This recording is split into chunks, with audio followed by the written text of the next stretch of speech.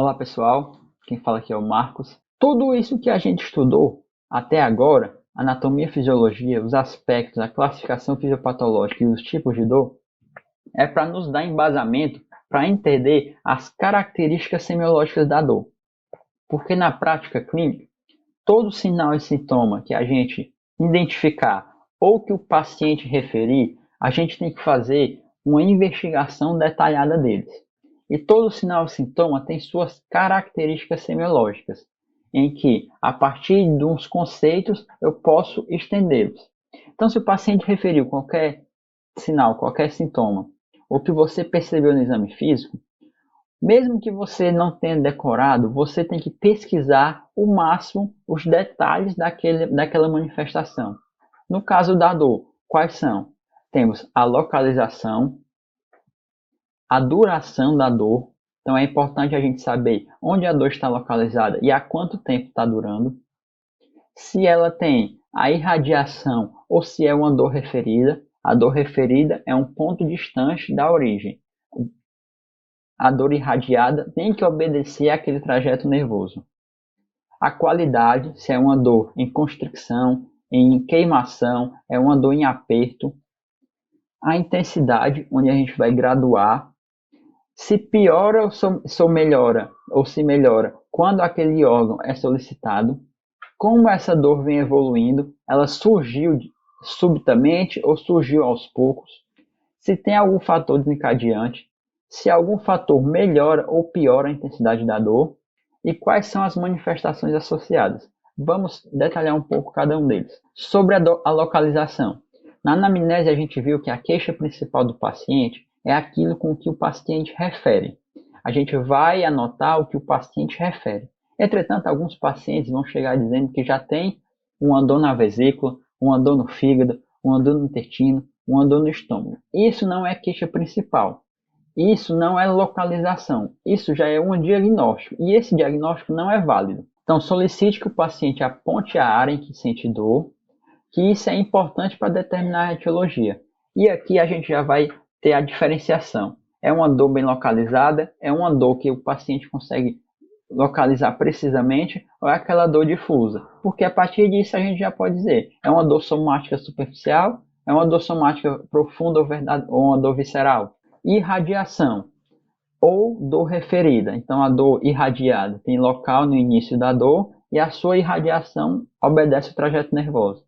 Ou então a dor referida é uma dor sentida longe daquela possível afecção. Então, por exemplo, as dores no fígado ou também dor na vesícula podem ser sentidas na região do ombro pela convergência de sinais do nervo frênico. No caso da apendicite, é uma dor na fossa ilíaca direita, mas que pode ser referida até na região genital por uma convergência de estímulos. E assim a gente segue investigando. A qualidade e o caráter da dor. A gente pede para o paciente como é essa dor e ele vai citar algumas características que já são usualmente conhecidas. É uma dor latejante? Não, doutor, é uma dor em choque. É uma dor em cólica. Pensei em dor em cólica, então já penso naquela víscera oca, já consigo caracterizar como uma dor visceral verdadeira, já consigo aventar, já consigo pensar nas principais hipóteses de diagnóstico. Então veja bem, a partir da descrição da característica da dor, eu já consigo traçar um raciocínio pleno.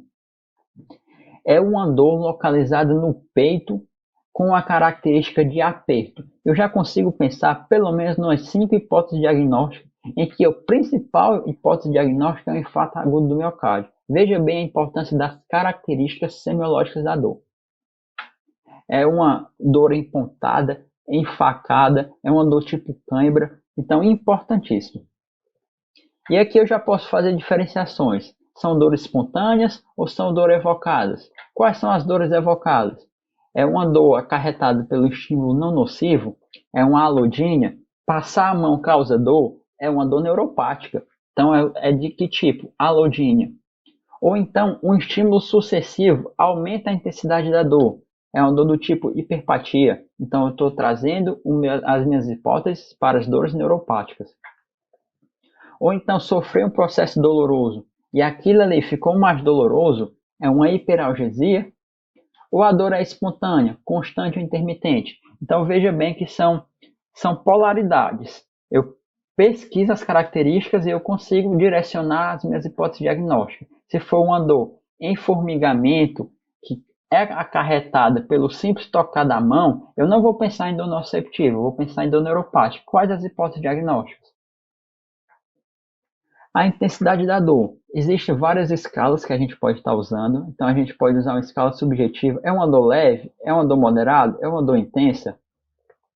Escala analógica de 0 a 10. De 0 a 10, sendo... Agora, aqui você tem que explicar. Depende do paciente. Então, de 0 a 10, sendo 10 a pior dor que o senhor teve na vida e 0 não doer. Quanto você me diz que é sua dor?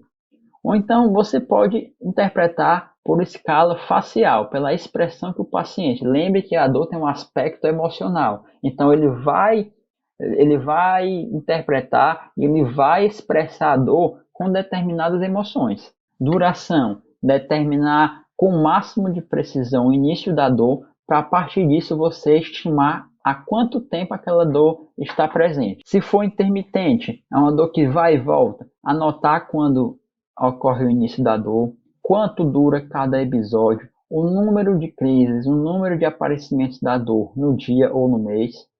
E aqui temos também uma característica que vai nos jogar para diferentes hipóteses diagnósticas. Se você investigar, se você conversar com o paciente e você não perceber se é uma dor aguda ou uma dor crônica, você vai ficar dando voltas e não vai conseguir diferenciar, fazer o diagnóstico diferencial. Então, assim como é importantíssimo pedir para o paciente caracterizar aquela dor, se é uma dor em aperto, qual o caráter da dor, importantíssimo também você investigar a duração e o início da dor, porque dor aguda existe um universo de hipóteses diagnósticas e dor crônica é outro universo de hipóteses diagnósticas.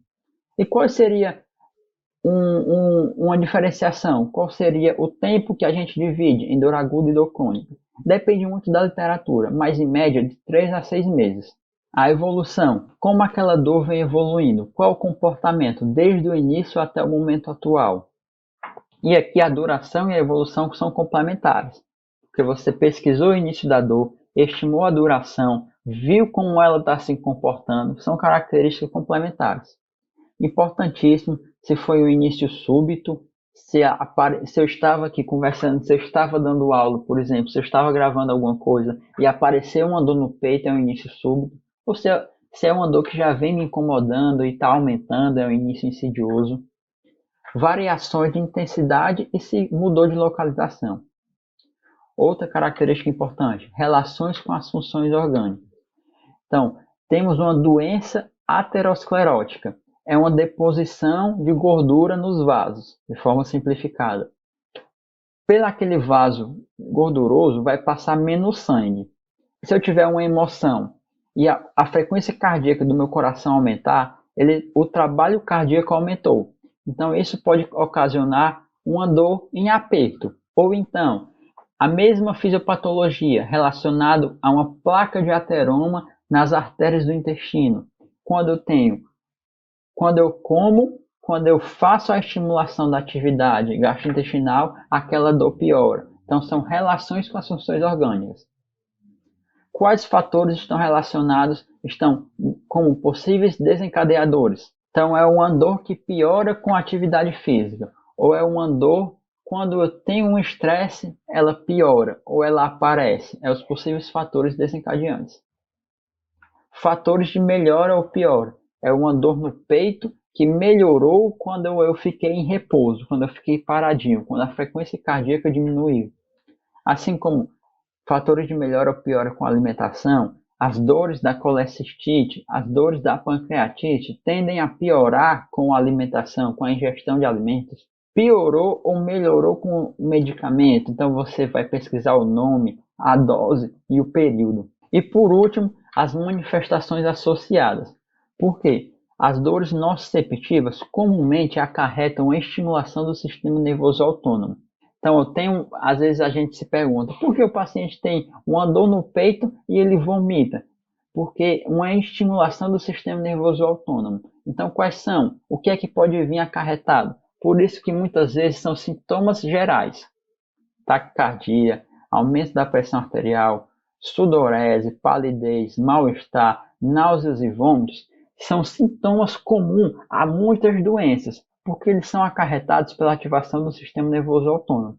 Tenho dor, ativação do sistema nervoso autônomo, então eu tenho todos esses sintomas que podem vir acompanhados em diversas doenças. São as manifestações associadas.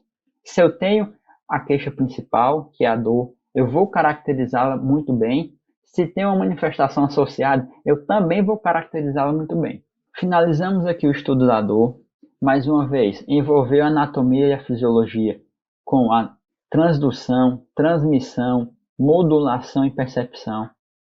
Vimos os aspectos da dor: discriminativo sensorial, cognitivo avaliativo, afetivo motivacional. Vimos a classificação fisiopatológica, dor nociceptiva, dor neuropática, componentes mistos, dor psicogênica e a dor idiopática. Viemos para a aula de hoje, onde a gente viu os tipos de dores: somática superficial, somática profunda, visceral verdadeira, se a dor é referida ou se é irradiada. E por último, vimos o que é mais importante de todo esse conteúdo, que são as características semiológicas da dor.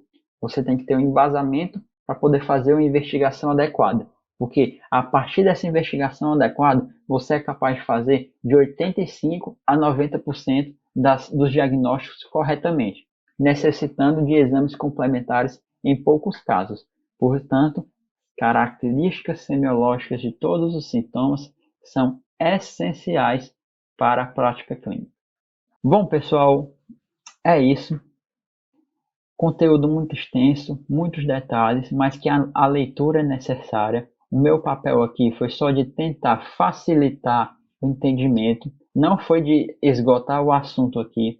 Faltou muitos detalhes que eu sei, mas esse é meu objetivo: facilitar o aprendizado de você e tentar diminuir o desgaste que eu tive quando eu aprendi isso a primeira vez.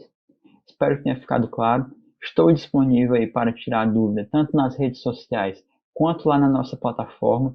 Veja o mapa mental, baixe o mapa mental, imprima, complemente, faça suas anotações e assim a gente vai ter um conhecimento necessário para a gente fazer as nossas hipóteses diagnósticas. Obrigado, pessoal. Até a próxima.